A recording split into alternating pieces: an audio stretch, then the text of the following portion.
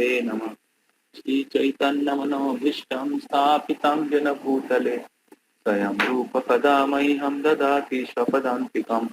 वन्देऽहं श्रीगुरो श्रीयुतपदकमलं श्रीगुरून् वैष्णवांश्च श्रीरूपं साग्रजातं सहगणा रघुनाथान्वितं तं सजीवम् स्वाद्वैतं सावधूतं परिजनसहितं कृष्णचैतन्यदेवम् श्री राधा कृष्ण पादान सहगना ललिता श्री विशाखान्वितांश्च नमो विष्णुपादाय कृष्ण पृष्ठाय भूतले श्रीमते भक्ति वेदांत स्वामी निति नामिने नमस्ते सरस्वती देवे गौरवाणी प्रचारिणे निर्विशेष शून्यवादी पाश्चात्य देशतारिणे श्री कृष्ण चैतन्य प्रभु नित्यानंद श्री अद्वैत गदाधर शिवासादि गौर भक्त वृंद हरे कृष्णा कृष्णा कृष्णा हरे हरे हरे राम राम राम हरे हरे मुखं करोति वाचालं पङ्गुं लङ्घयते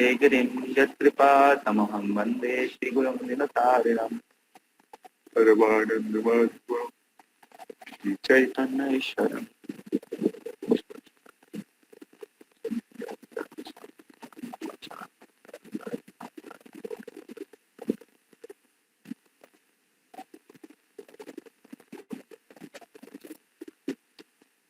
हरे कृष्णा।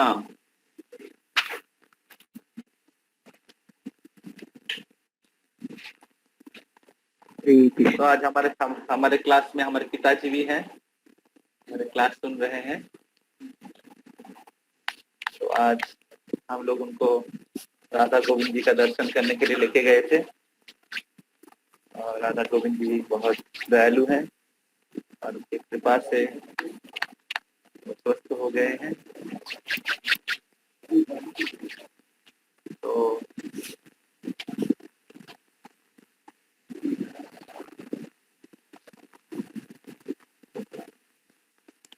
आशा करते हैं सभी लोग आप लोग सुनने के लिए रेडी हैं।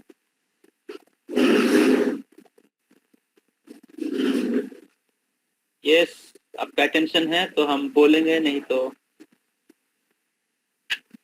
मैं बहुत लंबा क्लास नहीं दूंगा, छोटा क्लास दूंगा।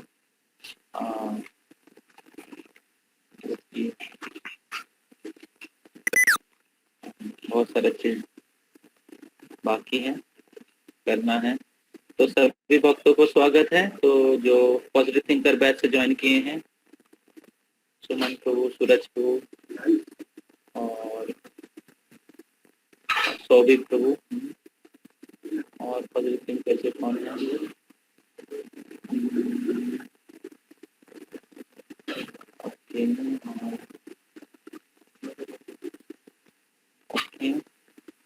तो साक्षी है, तो आप सभी को स्वागत है।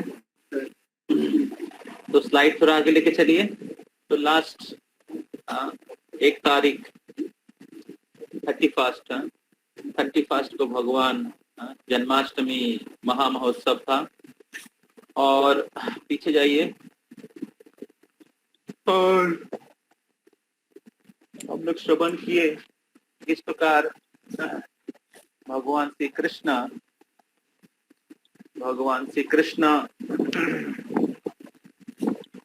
प्रकट हुए वसुदेव के हृदय में, और वसुदेव के हृदय में प्रकट होने के बाद वो देवकी के हृदय में प्रकट हुए।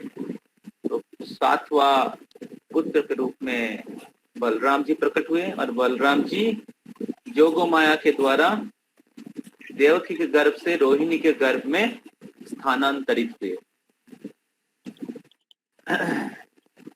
और फिर बलराम जी आके देवकी के गर्भ को पवित्र करते हैं। हम लोग श्रवण किए किस प्रकार बलराम जी आदि गुरु है, और गुरु का रोल क्या होता है। गुरु के कृपा के बिना कोई कृष्ण को अपने जीवन में प्राप्त नहीं कर सकते। तो इसलिए 7वां पुत्र के रूप में बलराम प्रकट होते हैं। और फिर भगवान श्री कृष्ण खाओगे ना करते, डाल दो, डाल।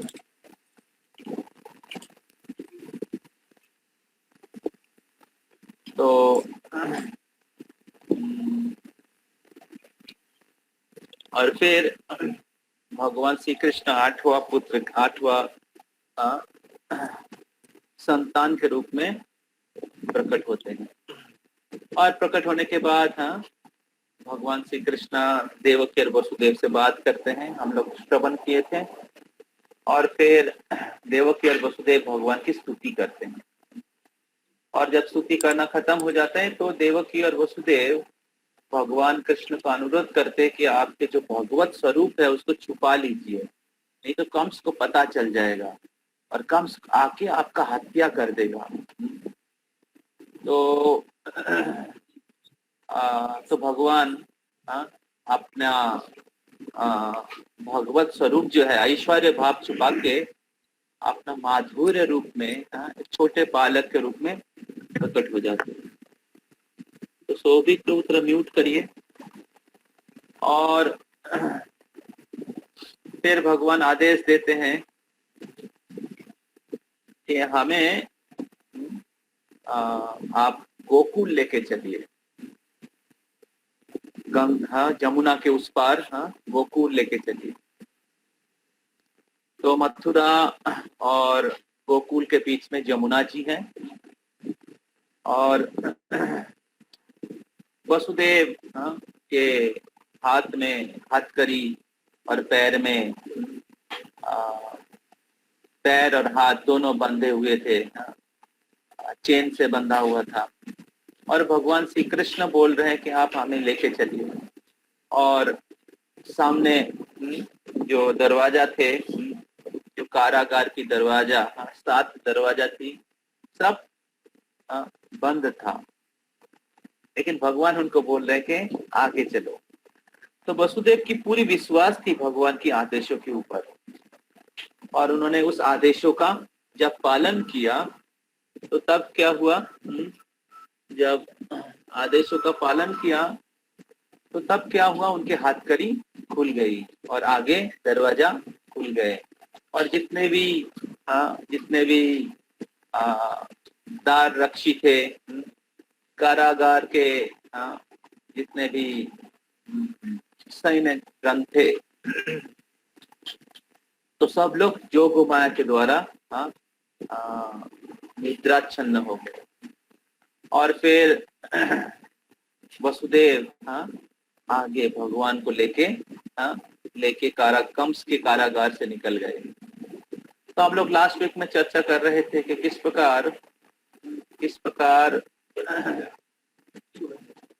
प्रकार अगर हम लोग भगवान के आदेशों का अगर हम पालन करते हैं या कृष्ण की मिशन को हम लोग कैरी करते हैं, कृष्ण की आंदोलन को, कृष्ण की सेवा को कैरी करते हैं, धारण करते हैं, तो हमारे जितने भी बंधन हैं, हमारे जितने भी बाधाएं हैं, वो सब हट जाएंगे। श्रील प्रभुपाद जब अमेरिका जा रहे थे तो कितने बाधाओं के सम्मुखीन हुए थे। जब कृष्ण भक्ति का प्रचार कर रहे थे तो कितने प्रकार के बाधाओं का सम्मुखीन उनको होना पड़ा, लेकिन उन्होंने कृष्ण की आदेशों का और उनके गुरु के आदेशों का कभी भी परित्याग नहीं किया। उन्होंने अपना प्रयास जारी रखा और हम लोग देखते हैं कि किस प्रकार भगवान उनको सफलता प्रदान किए और आगे अलग अलग बाधाएं हट गए। तो शुरुआत में बाधा रहेगी हमारे सिंसियरिटी को चेक करने के लिए, हम लोग सच में भक्ति करना चाहते हैं कि नहीं, भक्ति के मार्ग में आगे बढ़ना चाहते हैं कि नहीं, भगवान की सेवा करना चाहते हैं कि नहीं। तो समय और अलग अलग चीजों के द्वारा हम लोगों की सिंसियरिटी जो है वो चेक होगा कि सच में हम लोग भगवान की दास या भगवान के भक्त, भगवान की सेवा करना चाहते हैं कि नहीं। तो जब हम लोग उस परीक्षा में पास कर जाते हैं, हम लोग हमारे जो डिटर्मिनेशन है, हमारे निष्ठा बना के रखते हैं, तो भगवान तब क्या करते हैं, भगवान आशीर्वाद प्रदान करते हैं, भगवान का आशीर्वाद प्रदान करते हैं। Second instalment. फर्स्ट इंस्टॉलमेंट भगवान हमें भक्तों के संग प्रदान करते हैं। तो जब हम लोग भक्तों के संग में आके भक्ति सीरियसली करते हैं, तब क्या होता है, भगवान सेकेंड इंस्टॉलमेंट देते हैं। और उस सेकेंड इंस्टॉलमेंट में क्या होता है, हमें भक्ति में और गहराई में हम लोग प्रवेश करते हैं, भक्ति का दिव्य आनंद का आस्वादन करते हैं। तो इस प्रकार प्रभुपाद जी उनके गुरु और कृष्ण की आज्ञा को, कृष्ण की सेवा को, कृष्ण भक्ति को वो बरकरार रखे। और हम लोग देखते हैं किस प्रकार भगवान उनको सफलता प्रदान की, भगवान उनको पुरस्कृत किए। तो इस साल श्रील प्रभुपाद जी के 125th एनिवर्सरी आज देख रहे हैं कि सारे विश्व के लोग प्रभुपाद जी को सम्मान प्रदान कर रहे हैं, प्रभुपाद जी की पूजा कर रहे हैं, प्रभुपाद जी की गुण महिमा गा रहे हैं, उनकी कृष्ण भक्ति, उनकी कृष्ण सेवा के महिमा का महिमा को सब लोग उसको अनुसरण करने के प्रयास कर रहे हैं। जब प्रभुपाद जी गए थे विदेश में, तो उनके पास कुछ भी नहीं था, कोई नहीं उनको जानता था, लेकिन प्रभुपाद जी कृष्ण की संतुष्टि के लिए उन्होंने कृष्ण के संतुष्ट करने के लिए, कृष्ण को सेवा करने के लिए उन्होंने हमेशा अपना विनम्र प्रयास जारी रखा। तो कल प्राइम मिनिस्टर नरेंद्र मोदी उन्होंने प्रभुपाद जी के ऊपर जो 125 रुपीज का कॉइन उन्होंने इनॉग्रेट किया है। और श्रील प्रभुपाद जी के जन्म स्थान भी हमें मिल गया है अभी, बहुत सुंदर उधर जिस कठाल वृक्ष के नीचे प्रभुपाद जी का जन्म हुआ था, आविर्भाव हुआ था, वो स्थान हमें मिल गया। और उस स्थान में बहुत सुंदर प्रभुपाद जी के जो आविर्भाव स्थान उसका निर्माण हुआ है। आप लोग आके दर्शन कर सकते हैं। अभी कल से आज से वो खुल गया है सबके लिए। तो इस प्रकार अगर आप कृष्ण की सेवा करेंगे, कृष्ण आपको रिवार्ड करेंगे, कृष्ण की भक्ति में बने रहेंगे तो कृष्ण आपको पुरस्कृत करेंगे। तो हमें ये याद रखना चाहिए कि कृष्ण की भक्ति करना ही जीवन के परम सफलता है, हमारे शाश्वत परिचय है, हम लोग कृष्ण के नित्य दास है। तो हमारे सुख में, दुख में, जय पराजय, मान अपमान, लाभ नुकसान, हर परिस्थिति में हमारे शाश्वत परिचय जो है हमारे भगवान की भक्ति जारी रखना चाहिए। तो ये जो सुख दुख, जय पराजय, मान अपमान, लाभ नुकसान, ये भौतिक जगत के द्वंद्व है, डुअलिटी है, और ये हमें हमेशा विचलित करता है, हमें प्रभावित करता है और हमारे लक्ष्य से दूर लेके जाता है। लेकिन जब कोई व्यक्ति अपने स्वरूप में स्थिर रहता है, आध्यात्मिक स्तर में स्थिर रहता है, तो वो भगवान के भक्ति में स्थिर रहता है, तो ये जो द्वंद्व है, इस द्वंद्व के द्वारा वो विचलित नहीं होते। द्वंद्व मोह निर्मुक्ता भजन्ते माम दृढ़व्रता। तो भजन्ते माम दृढ़व्रता, कौन दृढ़ता के साथ भगवान की भक्ति कर सकता है? जो द्वंद्व और मोह से मुक्त है, ते द्वंद्व मोह निर्मुक्ता भजन्ते माम दृढ़व्रता। तो जब आप हरि नाम का जप करते हैं और 4 नियमों का पालन करते हैं, तो तब क्या होता है, आप शरीर के स्तर से आध्यात्मिक स्तर पे आ जाते हैं धीरे धीरे। और जब आध्यात्मिक स्तर में आ जाते हैं तो इस भौतिक जगत के जो अलग अलग प्रकार के डुअलिटीज हैं वो आपको डिस्टर्ब नहीं कर पाता। डुअलिटी रहता है लेकिन आप उसके द्वारा प्रभावित नहीं होते हैं। आप आध्यात्मिक स्तर में रहने के कारण आप शाश्वत परिचय, भगवान के साथ जो शाश्वत परिचय है, उस शाश्वत परिचय में स्थिर रहते हैं। बाकी चीज आपको समझ में आता है कि ये आता है और जाता है, जय पराजय, मान अपमान, लाभ नुकसान, ये सीजन चेंज के जैसा है। जैसे कृष्ण गीता में कहते हैं, मात्रा स्पर्शास्तु कौन्तेय शीतोष्ण सुख दुःखदा आगमा पाइन अनिद्रा ताम तितिक्षस भारत। तो आता है और चला जाता है, इसलिए भगवान कह रहे तितिक्षस भारत, हे अर्जुन आप इसको सहन करो। तो ये बहुत महत्वपूर्ण है, विशेष करके जो लोग भक्ति के मार्ग में आगे बढ़ रहे हैं या आगे बढ़ना चाहते हैं और इसमें स्थिर रहना चाहते हैं, तो हमें इसका अनुशीलन करना पड़ेगा। तो वसुदेव उस विशेष उदाहरण प्रस्तुत कर रहे हैं कि भगवान के माता पिता होने की योग्यता क्या है। भगवान के माता पिता ऐसे ही नहीं बन गए थे, भगवान ऐसे ही उनके पुत्र के रूप में प्रकट नहीं हो गए थे। वो आध्यात्मिक रूप से उतने प्रगतिशील थे। आध्यात्मिक जीवन में बने रहने के लिए उन्होंने सारे कष्ट का उन्होंने सारे कष्ट को सहन किए। तो ये एक महान भक्त की परिचय है। तो भगवान उनको कहते हैं कि हमें गोकुल छोड़ के आओ, और वसुदेव ने जिनके लिए इतने साल तक प्रतीक्षा कर रहे थे, तो अभी वो प्रकट हो गए हैं और प्रकट होके कह रहे कि हमें छोड़ के आओ। और वसुदेव इतने निस्वार्थ सेवक थे कि भगवान के संतुष्टि के लिए भगवान को गोकुल भी छोड़ के आए, जिनको प्राप्त करने के लिए उन्होंने इतना कष्ट किया था। लेकिन जब वो भगवान प्रकट होके बोल रहे हमें छोड़ के आओ, तो वसुदेव भगवान की सुख के लिए अपने सुख को परित्याग किया। ये वैष्णव की लक्षण। तो वैष्णव की लक्षण है कि वो भगवान के सुख के लिए अपने सुख को छोड़ देते हैं।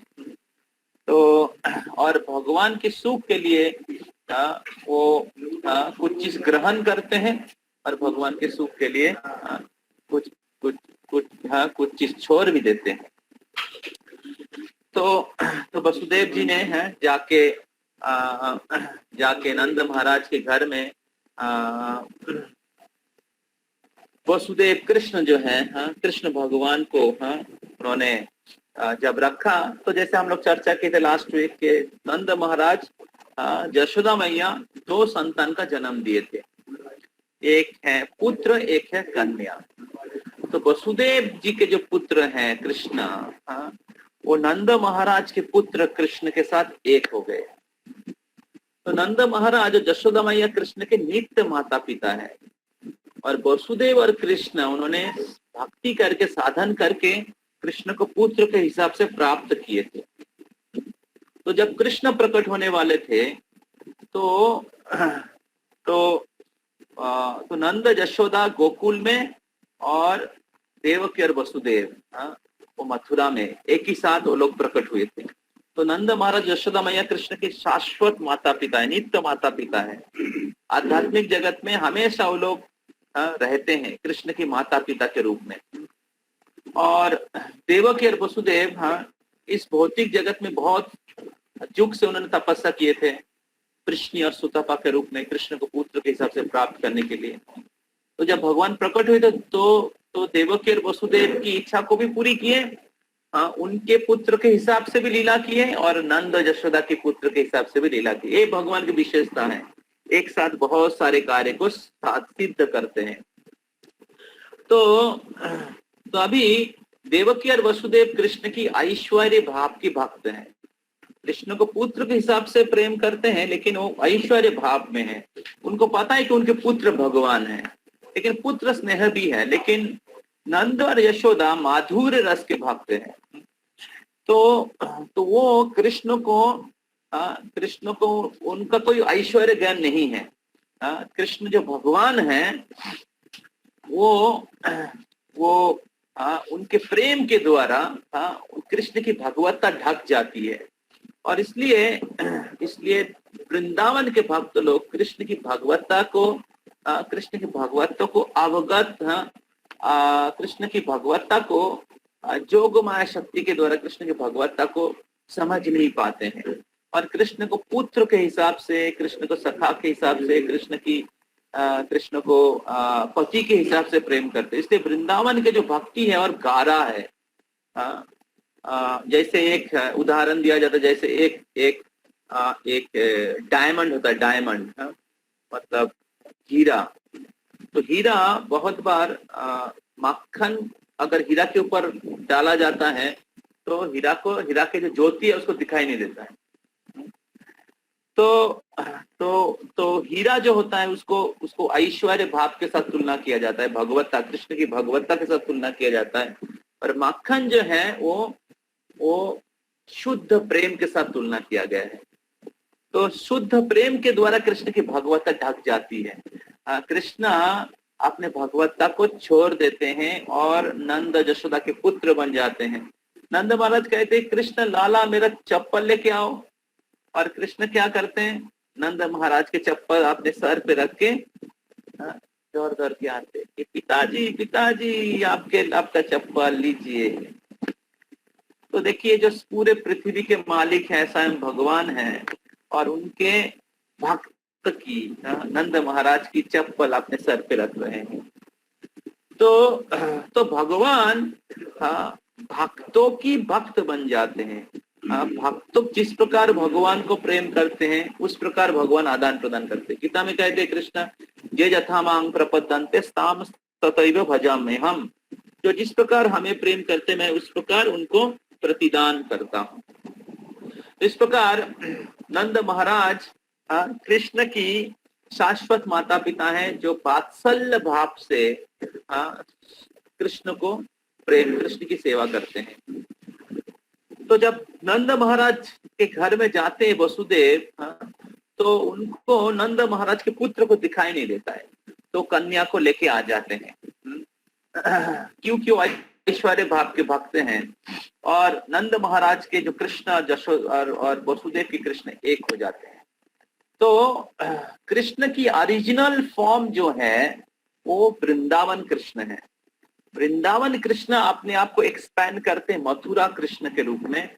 मथुरा में कृष्ण के नाम है वासुदेव, वसुदेव के पुत्र इसलिए नाम है वासुदेव। वो असल में चतुर्भुज है। और वही कृष्ण एक्सपैंड करते हैं द्वारका में, द्वारकाधीश कृष्ण के रूप में। तो उधर भी कृष्ण है वासुदेव, वासुदेव कृष्ण। उधर ऐश्वर्य भाव प्रधान है, जिन्होंने उनका भगवत्ता प्रकट किए हैं।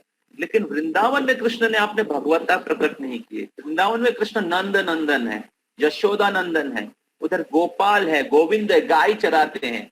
उधर कृष्ण अपने ऐश्वर्य भाव नहीं दिखाते हैं। और वृंदावन में जो असुरों का वध होता है वो भी उसमें कोई अस्त्र शस्त्र का प्रयोग नहीं होता है। जैसे पूतना को मारा है या अघासुर बकासुर को मारा है, आपने हाथ से मारा है, मतलब उधर आपने कोई अस्त्र उठाया नहीं कृष्ण। तो इस प्रकार और ऐसे भी कहा जाता है, हमारे आचार्य लोग कहते हैं कि वृंदावन में कृष्ण जो असुरों का वध किए हैं वो ये जो वसुदेव कृष्ण जो नंद महाराज कृष्ण के साथ एक हो गए, एक ही तत्व है, तो वो वसुदेव कृष्ण जो ऐश्वर्य भाव में वो वध करते हैं। लेकिन नंद महाराज के जो पुत्र कृष्ण वो केवल ब्रजवासियों के साथ प्रेम की आदान प्रदान करते हैं। तो इस प्रकार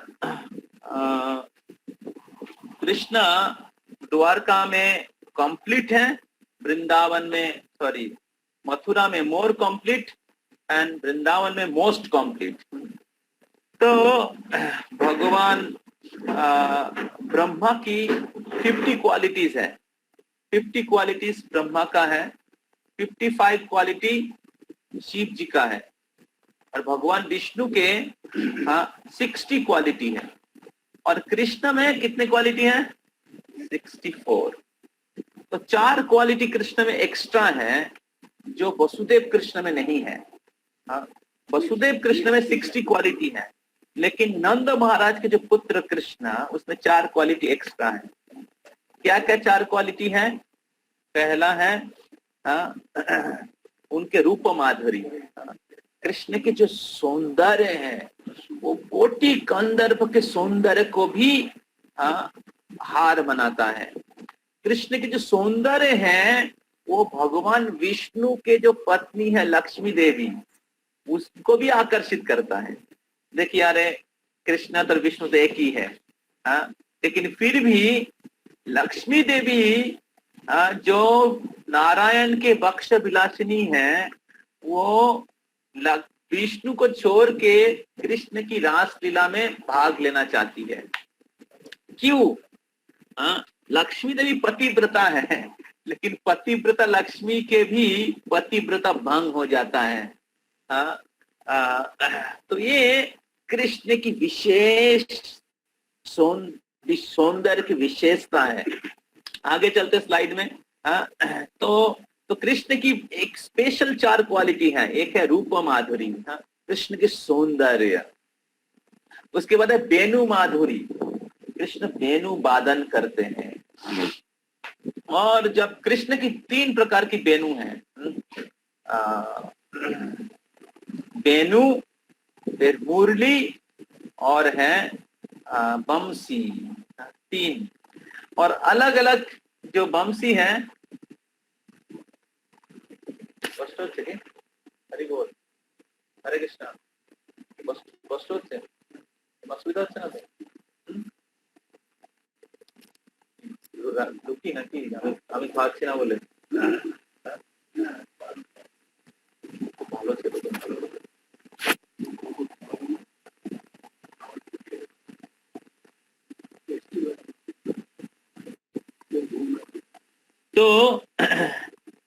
तो अलग अलग बांसुरी अलग अलग लोगों के लिए है।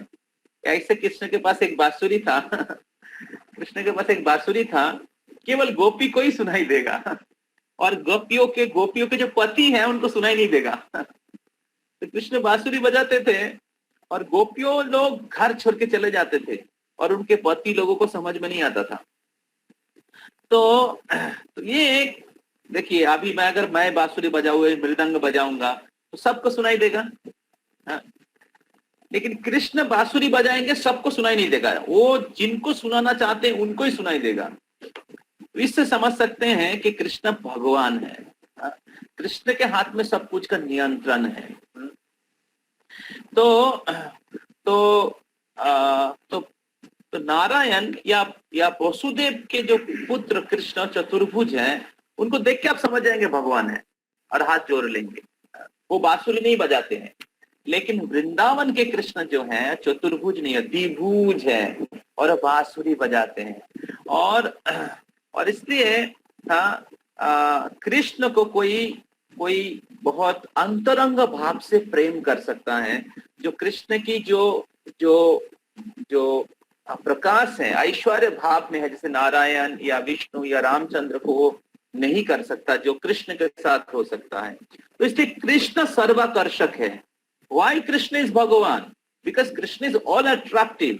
Because Krishna can reciprocate with his devotee in the fullest extent.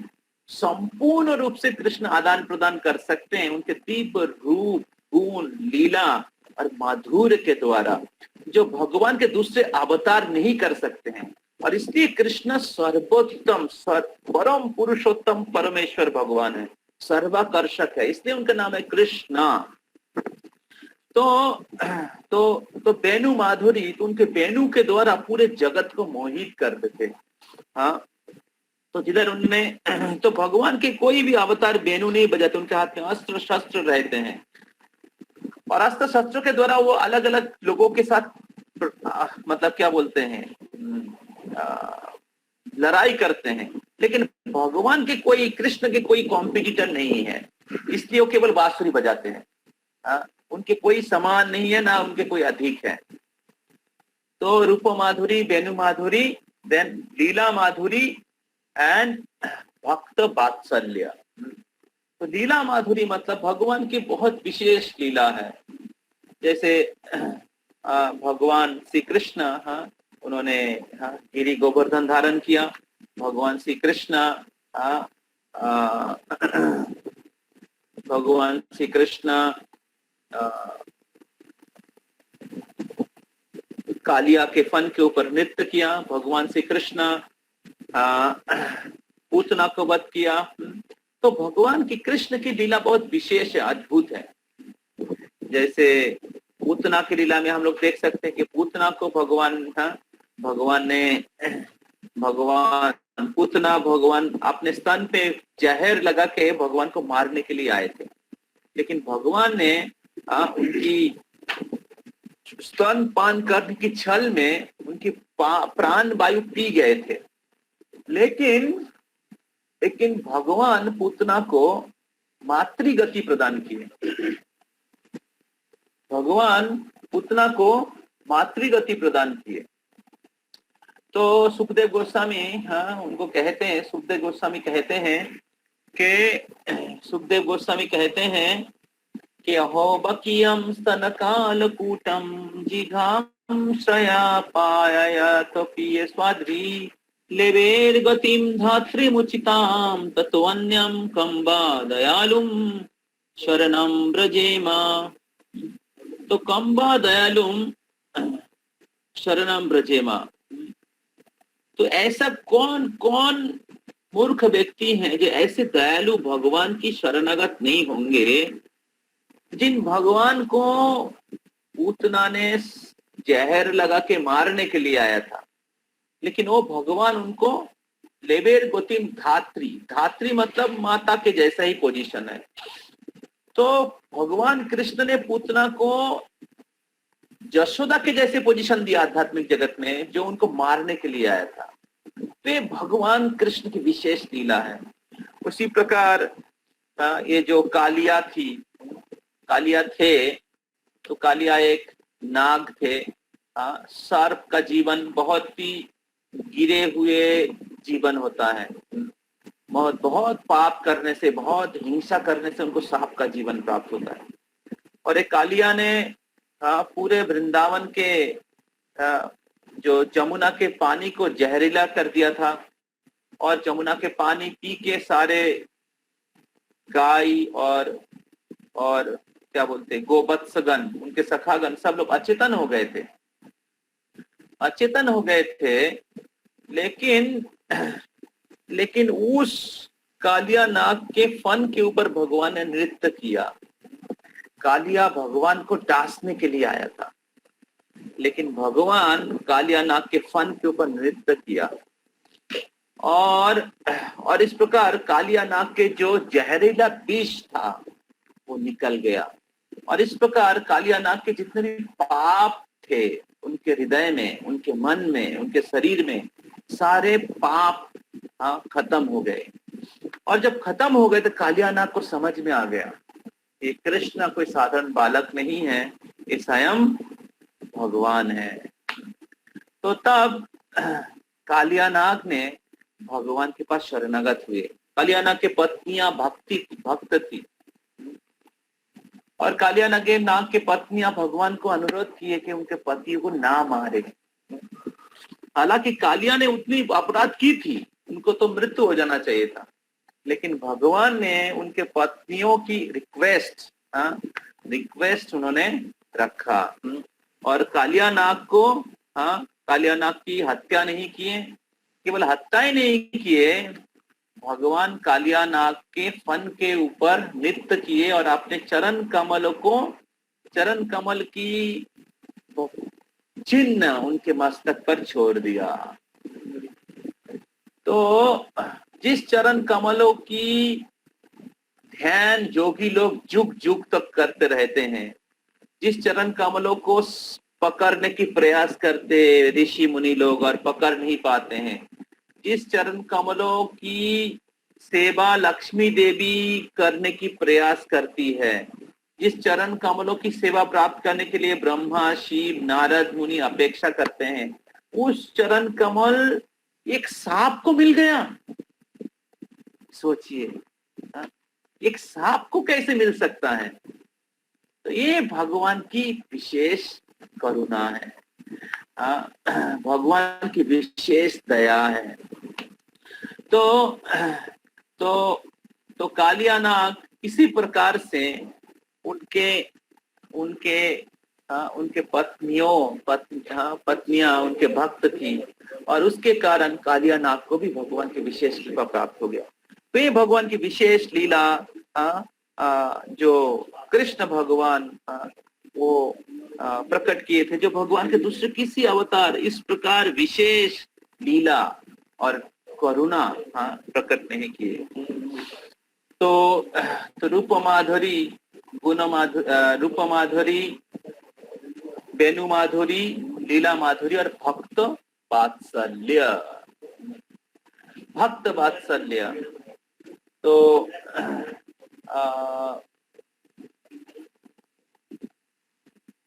तो आप लोग सभी भक्तों को ये भगवान श्री कृष्ण की गिरि गोवर्धन धारण की लीला पता है कि किस प्रकार इंद्र ने ब्रजवासी लोग इंद्र पूजा करते थे और भगवान श्री कृष्ण इंद्र पूजा बंद कर दी और उससे इंद्र बहुत क्रोधित हो गए और क्रोधित होके उन्होंने वृंदावन में कृष्ण को तो पहले गाली दिया। इंद्र ने गाली दिया, ये इतना छोटा बालक वृंदावन के, इसके कथन में सब लोग इसके भड़काव में मेरी पूजा बंद कर दिए। ये ज्यादा बकता है, पाचाल है, छोटा लड़का ज्यादा बकता है, अभी दिखाता हूं मजा। तो ऐसे इंद्र ने कृष्ण को बहुत गाली दिया और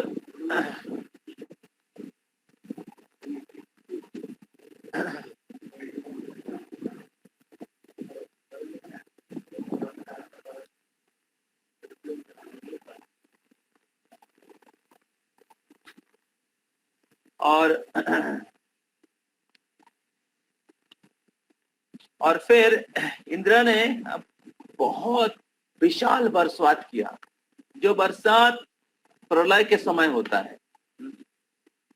तो इस प्रकार भगवान श्री कृष्ण इंद्र ने पूरे ब्रजवासियों को मारने की प्रयास किए और फिर सारे ब्रजवासी लोग भगवान के पास दौड़ के गए कि कृष्णा इंद्र ने बरसात कर रहे हैं, बहुत बरसात हो रहा है, आप हमें रक्षा करो। शायद इंद्र कुपित हो गए। तो एक बहुत सुंदर श्लोक है, कृष्ण कृष्ण महाबाहो तन्नाथम गोकुलम प्रभो रातुम अर्हसि देवान्या उपिता भक्त वत्सला। तातुम अर्हति देवान्या, हे कृष्णा, हे महाबाहो, हे महाशक्तिशाली कृष्ण कृष्ण महाबाहो तन्नाथम गोकुलम प्रभो, हे कृष्ण आप गोकुल के प्रभु है। त्रातुम अर्हसि देवान्या, तो दया करके हम सभी का रक्षा करिए। कुपिता भक्त वत्सला, क्योंकि आप भक्त वत्सल है, क्योंकि आप अपने भक्तों की रक्षा करते हैं, हमेशा आप भक्तों को बहुत प्रेम करते हैं। और तब कृष्ण ने क्या किया, कृष्ण तो समझ गए कि इंद्र का कार्य है ये। तो भगवान श्री कृष्ण इंद्र के गर्भ को चूर्ण करने के लिए और उनके भक्तों के प्रति अपना प्रेम दिखाने के लिए उन्होंने गिरिराज गोवर्धन उठाया अपने बाएं हाथ के छोटी उंगली में। ऐसे कहा जाता है कि कालिया को दमन करने के लिए कृष्ण ने अपने कमर में कमरबंधी जो है, कमर बंधन है, उसको बांधे थे। लेकिन गिरिराज उठाने के लिए भगवान को कमर बंधन जो है उसको बांधना नहीं पड़ा। इसके द्वारा भगवान श्री कृष्ण इंद्र के गर्भ को चूर्ण किए। क्या तुम कितने बड़े आदमी हो, तुमसे कालिया भी बड़ा है, शक्तिशाली है। तो भगवान श्री कृष्ण अपने बाएं हाथ के छोटे उंगली में 7 दिन 7 रात गिरिराज गोवर्धन धारण किए। असल में एक्चुअली ये लीला इसलिए हुआ था कि वृंदावन के सभी भक्त लोग कृष्ण को एक साथ देखना चाहते थे। कृष्ण सुबह उठ के अपना ब्रेकफास्ट लेके चले जाते थे गोचारण करने के लिए। तो सारे गोपियां वो लोग अपेक्षा करते थे कृष्ण कब वापस आएंगे, उनका दर्शन करेंगे, हमारे नेत्रों से कृष्ण की दिव्य सौंदर्य का दर्शन करूंगा। तो सखा लोगों को गोचारण में कृष्ण की पर्सनल संग प्राप्त होता था, कृष्ण की जितनी सखा लोग, और कृष्ण के साथ लोग रहते थे, कृष्ण के साथ खेलते थे, कृष्ण के साथ खाते थे, कृष्ण के साथ सोते थे, कृष्ण के साथ घूमते थे। वृंदावन एक बहुत सुंदर जगह है, हम लोग गए थे 2 साल पहले। जिधर भगवान श्री कृष्ण भोजन करते थे, भोजन थाली बहुत सुंदर। फिर हाँ, आप लोगों हाँ गरिया वॉइस यूट्यूब चैनल में एक आपने देखा होगा वो हाँ पिछल पहाड़ी, जिधर लोग पहाड़ के ऊपर से पिछल स्लीप खाते थे। ये जो अभी जितने भी स्लीप है ना, ये सब कृष्ण लीला से ही आया है, जो पार्क में स्लीप बनाया जाता है। तो वृंदावन में वो जगह है जिधर हाँ, पिछल पहाड़ी है, एकदम स्लीप, हम लोग स्लीप खाए हैं। फिर भोजन थाली, पहाड़ के ऊपर कटोरी और थाली है, पहाड़ के ऊपर बन गया। सोचिए, अभी भी वो जगह है, पिछल पहाड़ी, भोजन थाली। तो कृष्ण हाँ चरण पहाड़ी, जिधर कृष्ण के चरण के स्पर्श से पत्थर पिघल गया, अभी भी वो भगवान श्री कृष्ण के चरण चिन्ह है वृंदावन में। तो इस प्रकार भगवान श्री कृष्ण को सखा लोग दोपहर में उनके संग पाते थे। और फिर जब कृष्ण रात में चले आते थे, शाम को चले आते थे, तो सखा लोग अपने घर में चले जाते, तो अपेक्षा करते थे कब अगला दिन होगा और फिर कृष्ण से यूनियन होगा, कृष्ण से फिर मिलन होगा। हाँ, तो इस प्रकार सखा लोगों को दोपहर में कृष्ण के साथ संबंध होता, कृष्ण के साथ मिलन होता था, लेकिन रात को उनका कृष्ण के साथ कृष्ण से बिछड़ जाते थे। और माता लोगों को कृष्ण को सुबह कृष्ण के साथ मुलाकात होता था, और फिर कृष्ण दोपहर में चले जाते थे, फिर उनको कृष्ण से बिछड़ जाते। और गोपियां क्योंकि सामाजिक संबंध के कारण, समाज व्यवस्था के कारण वो लोग कृष्ण से आमने सामने मिल नहीं पाते थे, और वो लोग छुप छुप के या रात में कृष्ण उनके साथ मिलते थे, लेकिन दिन में उनको दूर से देखना पड़ता था। तो कृष्ण से मिल नहीं पाते थे। वो लोग चाहते थे, सभी भक्त लोग चाहते थे हमेशा कृष्ण के साथ रहे, कृष्ण को 24 आवर्स दर्शन करे, कृष्ण के साथ हमेशा रहे। तो ये सभी भक्तों की इच्छा थी, लेकिन वो हो नहीं पाता था। तो इसलिए जोग माया के द्वारा ये लीला हुआ, जब इंद्र ने बरसात किया और भगवान ने गिरि गोवर्धन धारण किया। और जब भगवान ने गिरि गोवर्धन धारण कर, सब भक्त लोग, ब्रजवासी, इवन गाय, बैल, बछड़े, सभी लोग, गोपिया, गोप सखाए, जो वयोज्येष्ठ गोपियां हैं, सभी लोग एक साथ कृष्ण के साथ थे, 7 दिन 7 रात। तो इंद्र तो चाहते थे कि ब्रजवासी को दुख प्रदान करे, लेकिन इंद्र के इस प्रकार वर्ताव एक्चुअली ब्रजवासियों को और आनंद प्रदान किया, क्योंकि वो सभी लोग कृष्ण के साथ 24/7 वो लोग एक साथ थे। और इस प्रकार एक फेस्टिवल हो गया, एक फेस्टिवल जो गिरिराज गोवर्धन के छत्र छाया में एक उत्सव हो गया, 7 दिन 7 रात।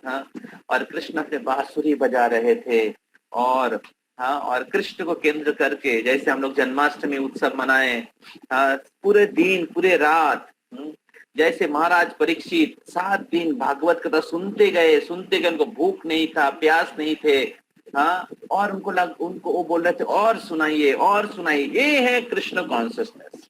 कृष्ण कॉन्शियसनेस इतना मधुर है, जितना आप कृष्ण कॉन्शियसनेस प्रैक्टिस करेंगे उतना ही आपको और दिव्य आनंद का अनुभव होने लगेगा।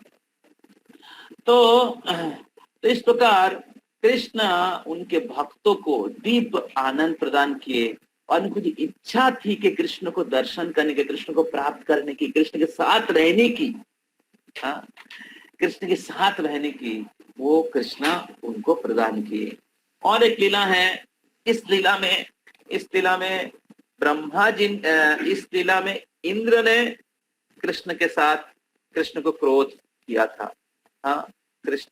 और दूसरी लीला में ब्रह्मा जी ने मिस्टेक किया था, ब्रह्मा जी को समझ में नहीं आया कि कृष्ण भगवान है, और उन्होंने उनके बछड़े को चुरा लिए। और जब चुरा लिए तो कृष्ण बछड़े और सखा दोनों को चुराए।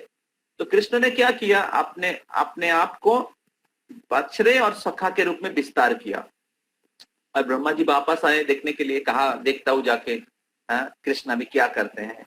उनके बछड़े और सखा लोग खो जाएंगे तो कृष्ण बहुत चिंतित हो जाएंगे। देखते हैं कैसा भगवान है। और जाके देखा कि सेम जो बछड़े और गाय बहे मतलब बछड़े और सखा गोप सखाए थे एज इट इज कृष्ण के साथ है। ब्रह्मा जी के 4 सर है, 4 सर में उन्होंने हाथ दे दिया। अरे ये क्या हो गया। हाँ देखिए, ब्रह्मा जी के जैसे सबसे पंडित व्यक्ति का जिन्होंने वेद संहिता ये सब प्रदान किया है, उनके सर पे हाथ लग गया। हरि बोल। तो इस प्रकार भगवान कृष्ण ने ब्रह्मा जी को भी बेवकूफ बना दिया। भगवान श्री कृष्ण ने ब्रह्मा जी को भी भ्रमित कर दिया। और उस समय ब्रह्मा जी तो अपने ब्रह्मलोक से आए और इस पृथ्वी लोक में 1 साल बीत गया। पृथ्वी लोक में 1 साल बीत गया और 1 साल भगवान श्री कृष्ण सबके घर में थे। जितने भी गोप सखाए थे वो सब कृष्ण थे। और ओरिजिनल गोप सखा तो ब्रह्मा जी ने छुपा के रखा था गुफा के अंदर। अभी भी वो गुफा है। और सबके जो जितने भी बछड़े थे, गायों की बछड़े थे, वो बछड़े सब कृष्ण थे। अभी प्रश्न है ऐसा क्यों हुआ। ये इसलिए हुआ था कि जितनी भी गोपियां थी माता के उम्र में, ये सारे गोपियां चाहती थी कि कृष्ण को पुत्र के हिसाब से प्राप्त करें। तो वो लोग अपने पुत्र से भी कृष्ण को ज्यादा प्रेम करते थे। जब यशोदा मैया कृष्ण को खिलाती थी, कृष्ण को बांधती थी, कृष्ण को प्यार करती थी, तो सारे दूसरे गोपियां सोचती थी अगर हमारा भी पुत्र बने तो कितना अच्छा होता। अगर कृष्ण को हमें पुत्र के हिसाब से प्राप्त होता कितना अच्छा होता। और जितने भी गाय थी वो लोग चाहती थी कि कृष्ण उनकी दूध पान करे। जब कृष्ण उनके पास जाते थे, एक्चुअली गाय तो सबके लिए माता है, उनके बच्चे के लिए सबके लिए माता है। तो और कृष्ण तो गोविंद है, कृष्ण तो गोपाल है, कृष्ण तो गायों की रक्षक है। कृष्ण के जैसा प्रेम गायों को कौन करता है। और गाय भी कृष्ण को बहुत प्रेम करती है। और वो लोग चाहती थी कि कृष्ण उनके पुत्र बने, बछड़े बने, उनके स्तन पान करे। और इसलिए बच्चे गाय लोग कृष्ण को वात्सल्य रस से प्रेम करती थी। और इसीलिए इन दोनों की इच्छा पूरी करने के लिए भगवान उनके योगमाया शक्ति के द्वारा ब्रह्मा को भ्रमित कर देते हैं और वो अपने गाय और बछड़े को चुरा लेके जाते हैं। और भगवान अपने आप को गाय और बछड़े के गाय और सखा के रूप में अपने आप को प्रकट करते हैं। तो इस प्रकार भगवान देखिए सभी भक्तों के साथ आदान प्रदान करते। तो कृष्ण जैसे आदान प्रदान ब्रजवासियों के साथ किए भगवान के कोई भी अवतार ने नहीं किया है। भगवान विष्णु, भगवान रामचंद्र, भगवान के कितने भी अवतार है सबके साथ, इवन गाय बैल के साथ भी भगवान उनके संपूर्ण प्रेम का आदान प्रदान किए। भगवान उनके भक्तों के साथ आदान प्रदान करने के लिए बछड़े भी बन गए, सखा भी बन गए। ये भगवान की लीला की मधुरता है। इस प्रकार भगवान श्री कृष्ण में 4 एक्स्ट्रा क्वालिटी है। क्या क्या है ना, रूप माधुरी, जो मैंने वर्णन किया, लक्ष्मी देवी का पास्ट है। उसके बाद वेणु माधुरी, उसके बाद तीसरा उनके लीला माधुरी, और फिर चौथा है भक्त वात्सल्य। ये 4 क्वालिटी कृष्ण को बहुत स्पेशल बनाता है, कृष्ण को सर्वाकर्षक बनाते हैं, जो भगवान के दूसरे अवतार में नहीं है। और इसलिए कृष्ण परम पुरुषोत्तम परमेश्वर भगवान, कृष्ण आदि पुरुष है। गोविंदम आदि पुरुषम ब्रह्मा जी प्रार्थना करते तम हम भजामी। तो इस प्रकार आगे चलिए। इस प्रकार भगवान श्री कृष्ण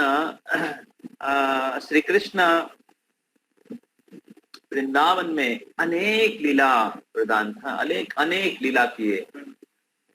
तो ये वृंदावन कृष्ण और वसुदेव कृष्ण में फर्क है। तो वसुदेव कृष्ण जो है वृंदावन कृष्ण की एक्सपेंशन है। चैतन्य महाप्रभु कहते हैं आराध्य भगवान ब्रजशो तनयो तद्धामो वृंदावनम रम्या काची उपासना ब्रज बधू वर्गे न जा कल्पिता। तो आराध्य भगवान, हमारे आराध्य भगवान कौन है? ब्रजेश तनयो, मतलब जो नंद महाराज के पुत्र हैं। और उनके धाम क्या है? उनके धाम द्वारका नहीं, उनके धाम मथुरा नहीं, उनके धाम वृंदावनम। हाँ, तद्धाम वृंदावनम। हाँ, और उनकी उपासना कैसे करना चाहिए? रम्या काची उपासना ब्रज बधू वर्गे न जाकुल्पिता। उनकी उपासना कैसे करना चाहिए? ब्रज गोपियां जिस प्रकार की थी। तो कृष्ण की उपासकों में सबसे श्रेष्ठ है ब्रजवासी, और ब्रजवासियों में सर्वश्रेष्ठ है ब्रज गोपियां, जिन्होंने कृष्ण के लिए सब कुछ छोड़ दिया। अपने मान सम्मान, सामाजिक पद, सब कुछ छोड़कर कृष्ण के लिए सारे कष्ट उन्होंने सहन किया। तो कृष्ण को प्राप्त करने की, कृष्ण प्रेम की दो स्तर है। एक है यूनियन, दूसरा है सेपरेशन। संभोग और विप्रलंब। तो विप्रलंब भाव जो है ये मिलन से भी ज्यादा ऊंचा है। तो ब्रज गोपियां कृष्ण की जो विप्रलंब भाव की पराकाष्ठा है, जिसका समान कोई नहीं हो सकता। ब्रज गोपियों की प्रेम की प्रतिदान कृष्ण भी खुद दे नहीं पाते हैं, और इसलिए कृष्ण स्वयं आते हैं चैतन्य महाप्रभु के रूप में ब्रज गोपियों की, राधा रानी की भक्ति का प्रचार करने के लिए। नमो महावदन्नाय कृष्ण प्रेम प्रदायते। तो कृष्ण प्रेम जो ब्रज की भक्ति है, गोपियों की प्रेम है, वो वितरण करने के लिए चैतन्य महाप्रभु आए हैं। तो अगर हमें कृष्ण प्रेम प्राप्त करना है, कृष्ण को प्राप्त करना है, हमारा शेल्टर है चैतन्य महाप्रभु। चैतन्य महाप्रभु को जंप करके कोई कृष्ण को प्राप्त नहीं कर सकता। चैतन्य महाप्रभु के आश्रय नहीं लेके कोई कृष्ण को प्राप्त नहीं कर सकता। व्हाई वी चांट जय श्री कृष्ण चैतन्य प्रभु नित्यानंद बिफोर चैंटिंग हरे कृष्ण? हरे कृष्ण महामंत्र मतलब राधा कृष्ण। वो हरे कृष्ण महामंत्र जप करने से पहले जय श्री कृष्ण चैतन्य मंत्र क्यों जप करते हैं? क्योंकि कृष्ण प्रेम प्रदायते, क्योंकि वो कृष्ण प्रेम देने के लिए आए हैं। इसलिए चैतन्य महाप्रभु नित्यानंद प्रभु पंच तत्व की आश्रय के बिना कृष्ण भक्ति में आप प्रवेश नहीं कर सकते हैं। तो इसलिए आचार्यगण गाते हैं कि वो सॉन्ग है, बहुत सुंदर सॉन्ग है, जिसमें वो लोग कहते हैं कि रूप रघुनाथ पदे होई बे आकुति कबे हम बुझब से जुगल पीरिति। तो वो जो राधा कृष्ण की जो लीला इस बद्ध अवस्था में इम्प्योर हृदय से, कलमश से तरह से हम लोग नहीं समझ सकते। लेकिन जब रूप रघुनाथ की आशीर्वाद होगा, सर गोस्वामी की आशीर्वाद होगी, इस भक्ति रसामृत सिंधु उपदेशामृत ग्रंथ का अध्ययन करेंगे, उसका पालन करेंगे, चैतन्य महाप्रभु के अनुयायी बनेंगे, तभी राधा कृष्ण की भक्ति जो है, वृंदावन की भक्ति हम लोग समझ सकते हैं। तो इसलिए चैतन्य महाप्रभु के पद चिन्हों को अगर हम लोग उनके आदेशों का पालन करेंगे, तब हम लोग कृष्ण को प्राप्त कर सकते हैं। और वही शिक्षा श्रील प्रभुपाद जी हम लोग को दिया है। तो सोचिए हम लोग कितने भाग्यशाली है। चैतन्य महाप्रभु जो शिक्षा हमें दिया है, चैतन्य महाप्रभु जो शिक्षा हमें दिया है, जो शुद्ध भक्ति का शिक्षा दिया है रूप गोस्वामी पाद को, 64 आइटम ऑफ डिवोशनल सर्विस, वही चीज श्रील प्रभुपाद जी ने एज इट इज इस्कॉन में दिया है। तो 64 आइटम में सबसे मुख्य हैं 5: साधु संग, हरिनाम, भागवत श्रवण, मथुरा बा श्रीमूर्तिर श्रद्धा सेवन, सकल साधन श्रेष्ठ এই पंच अंग, कृष्ण प्रेम उपजय এই 5 অল্প संग। तो कृष्ण प्रेम प्राप्त होता है इस पांचों का थोड़ा सा संग से, साधु संग, हरिनाम, भागवत श्रवण, मथुरावास अर्थात भगवान के धाम में, भगवान के मंदिर में, इवन वॉयस में, हाँ, और श्री मूर्ति श्रद्धा सेवन, भगवान की श्री विग्रह की सेवा करना। ये पांच अंग इतना शक्तिशाली है कि कृष्ण प्रेम दे सकता है, कृष्ण को दे सकता है। तो ये कृष्ण के साथ चैतन्य महाप्रभु के साथ शिला प्रभुपाद जी का कनेक्शन। तो इसलिए शिला प्रभुपाद कोई साधारण व्यक्ति नहीं है। जो महाप्रभु के जो मिशन को सारे पृथ्वी में स्थापितम जन भूतले, कोई साधारण व्यक्ति नहीं है जो महाप्रभु के जो जो मिशन को फुलफिल किए। नारद मुनि ने कहा था, क्या बोलते हैं वो, नल कुबेर मणिग्रीव को, नारद मुनि ने कहा था कि कृष्ण एक दिन आएंगे और आपको उद्धार करेंगे। उन्होंने शाप मिला था और फिर उन्होंने प्रार्थना किया, तो बोले ठीक है मैं आशीर्वाद करता हूँ, आप वृंदावन के वृक्ष के रूप में जन्म लो, और फिर भगवान एक दिन आपको आएंगे, भगवान एक दिन आपको आके उद्धार करेंगे। और जब भगवान नल कुबेर मणिग्रीव को उद्धार करते दामोदर लीला के बाद, भगवान बोलते हैं कि मैं जब आपको देखा, आपको जब जब जब माँ जशोदा ने मेरे को बांधे थे, तब मेरे को आपको याद आया कि आप कितने जन्मों से वृक्ष के रूप में बांधे हुए हैं, आपको कितना कष्ट हो रहा है। और तब मैं नारद मुनि के निर्देश को याद किया कि नारद मुनि के जो आशीर्वाद था उसको अब मैंने याद किया कि नारद मुनि आपको आशीर्वाद दे कि मैं आपको उद्धार करूंगा, तो और इसीलिए मैं आपको उद्धार किया। तो भगवान के जो आशीर्वाद है, शुद्ध भक्त के आशीर्वाद को फॉलो करता है। अगर हम लोग शुद्ध भक्त के आशीर्वाद को प्राप्त करेंगे तो भगवान हमें आशीर्वाद प्रदान करेंगे। तो नारद मुनि की इच्छा को पूरी करने के लिए भगवान नल कुबेर मणिग्रीव को उद्धार किया। उसी प्रकार श्रील प्रभुपाद जी कहते हैं अगर आप 16 माला का जप करेंगे, 4 नियमों का पालन करेंगे, मैं आपको भगवत धाम ले जाऊंगा। तो श्रील प्रभुपाद जी चैतन्य महाप्रभु के सेनापति भक्त हैं, जिन्होंने चैतन्य महाप्रभु की भविष्यवाणी को पूरी की है। तो सोचिए श्रील प्रभुपाद जी की पोजीशन क्या है। तो अभी मेरा प्रश्न है कि श्रील प्रभुपाद जी ने कहा है कि अगर हम लोग 16 माला जप करेंगे, 4 नियम पालन करेंगे, तो फिर कृष्ण क्या हमें उद्धार नहीं करेंगे? हाँ, जरूर उद्धार करेंगे। तो श्रील प्रभुपाद जी है jet as Narad Muni. Srila Prabhupada is just as Narad Muni. जैसे श्रील नारद मुनि ट्रैवल करते हैं एक यूनिवर्स से दूसरे यूनिवर्स, श्रील प्रभुपाद भी उसी प्रकार पूरे पृथ्वी में 12 साल में 14 बार भ्रमण किया है। नारद मुनि जैसे गिरे हुए लोगों को उद्धार किए हैं।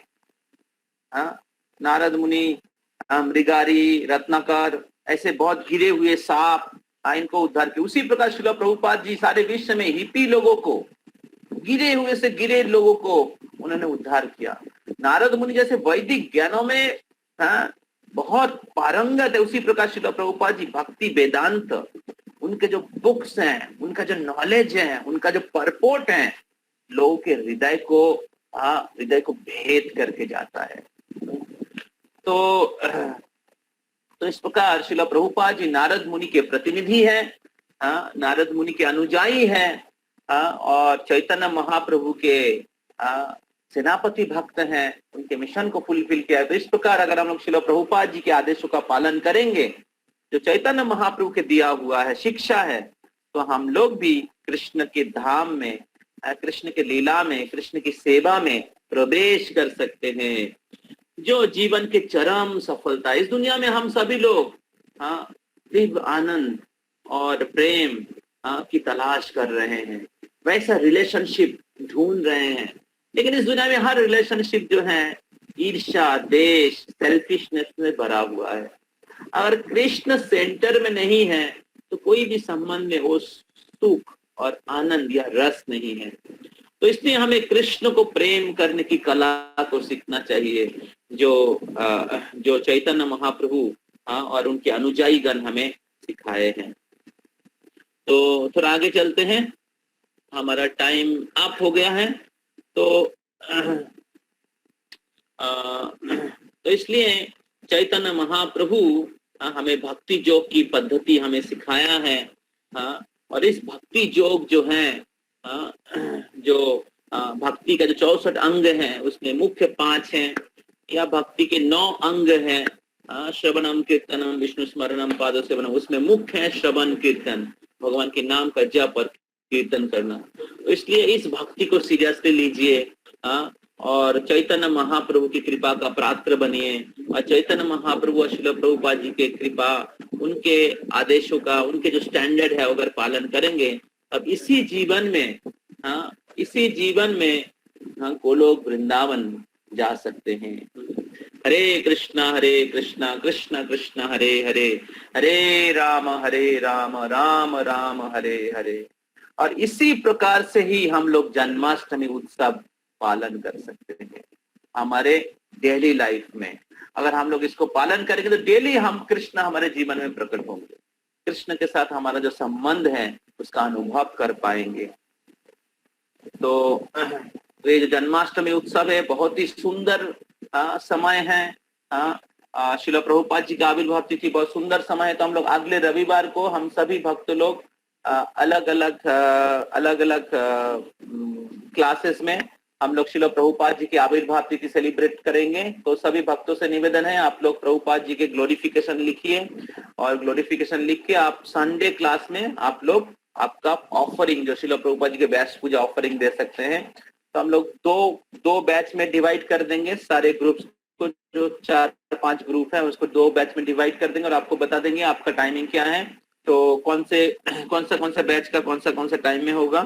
तो आप सभी भक्तों से रिक्वेस्ट है, तो आप लोग श्रील प्रभुपाद जी के प्रति जो आपका ऑफरिंग है, आपका अप्रिसिएशन आप लोग लिख सकते हैं और कॉन्टेम्पलेट कर सकते हैं श्रील प्रभुपाद जी ने क्या क्या गिफ्ट दिया है सब पूरे विश्व को और आपको, और किस प्रकार श्रील प्रभुपाद जी की कृपा से आप लाभान्वित हुए हैं। तो ये मेरा सबसे निवेदन है। और हम लोग अगले संडे हम लोग श्रील प्रभुपाद जी के प्रति ऑफरिंग देंगे, जैसे लास्ट ईयर हम लोग किए थे। तो उसी प्रकार अगले संडे को प्रभुपाद जी का जो बैच पूजा सेलिब्रेशन हम सभी लोग करेंगे। तो सभी भक्तों से रिक्वेस्ट है आप अपना ऑफरिंग रेडी रखिएगा। तो अभी एक अनाउंसमेंट है कि अगले संडे से हम लोग वॉइस में